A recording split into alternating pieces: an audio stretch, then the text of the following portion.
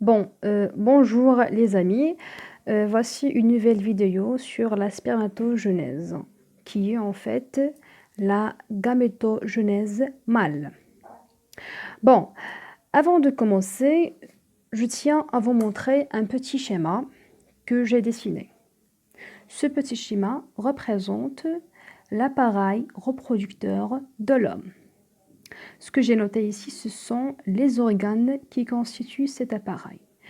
On a le pénis, l'urètre, un testicule, scrotum, canal de l'épididyme, vésicule séminale plutôt, et prostate. Ça peut vous paraître complexe et difficile, mais on va tout comprendre par la suite. Attention, la vessie n'appartient pas à l'appareil reproducteur de l'homme. Bon, ce qu'il faut savoir, c'est que la spermatogenèse se déroule au niveau du testicule. Voilà, au niveau du testicule. Mais d'abord, c'est quoi un testicule? Voici un petit schéma qui représente le testicule. Alors, tout ça, c'est un testicule. Le testicule est composé de plusieurs tubules sémilifères. D'accord?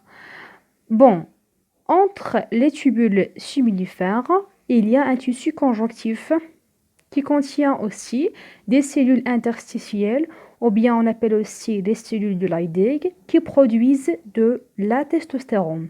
Alors, leur fonction, ces cellules, c'est une fonction endocrine. Ça veut dire qu'elles sont des cellules sécrétrices en hormones. Voilà. Il faut savoir aussi que le tubule sébulifère est entouré par une capsule du tissu conjonctif qu'on appelle l'albuginée. Voilà. Comme on a dit tout à l'heure, le testicule est constitué de plusieurs tubules séminifères. Donc ici, il y a des tubules qui sont en grand nombre. Mais pendant la spermatogenèse, ces tubules séminifères vont se fusionner en quelques tubules qu'on appelle tubules efférents. D'accord? Et ces tubules efférents, quant à eux, ils vont donner un seul tubule qu'on appelle tubule unique. Bon, ici donc, on a passé de plusieurs tubules séminifères vers quelques tubules qu'on appelle tubules efférents et vers les tubules efférents vers un tubule unique.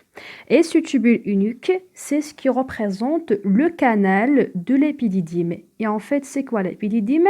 C'est cette partie que j'ai montrée ici en bleu foncé. C'est le lieu qui va permettre aux spermatozoïdes, après leur formation au niveau du testicule, de se déplacer et de s'évacuer à travers le canal de l'épididyme.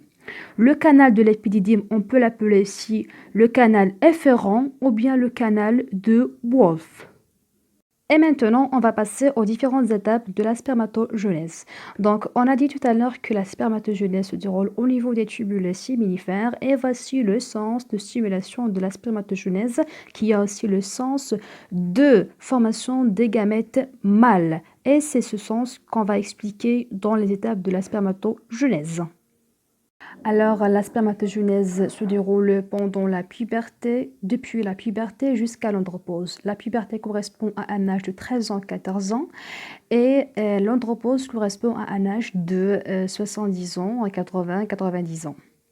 Bon, les étapes de la spermatogenèse, ce sont 3 étapes, la première, la seconde et la troisième. La première étape correspond à la phase embryonnaire, c'est la phase de production des cellules germinales qui vont donner les spermatogonies grâce à la division embryonnaire ou bien grâce au développement embryonnaire.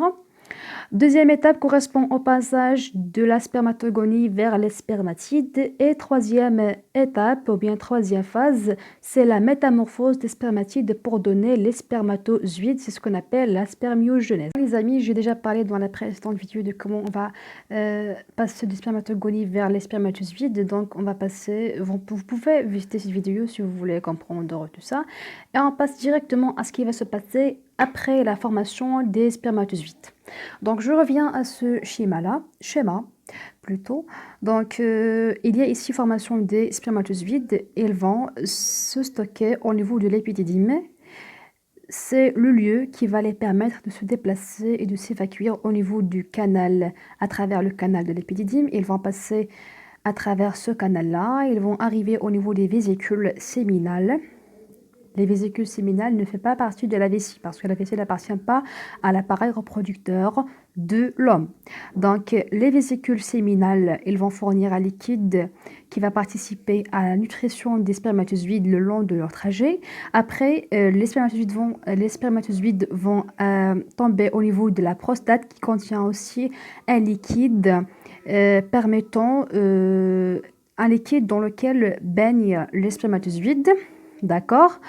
Bon, c'est à ce niveau-là qu'il y a formation du sperme à partir des spermatozoïdes qui sont sur la prostate et du liquide du vésicule séminal. Bon, ici, il y a formation du sperme qui va s'évacuer à travers le pénis et c'est tout. Je viens de signaler aussi une information, c'est que les tubules séminifères, ils ont une paroi. Cette paroi comprenant un épithélium stratifié particulier qui est aussi composé de deux types de cellules. Il y a les cellules germinales et les cellules de Sertoli. Les cellules de la lignée germinale, ils sont à renouvellement continu, ils vont donner les spermatozoïdes et les cellules de Sertoli, ils vont participer à la nutrition des cellules de la lignée germinale.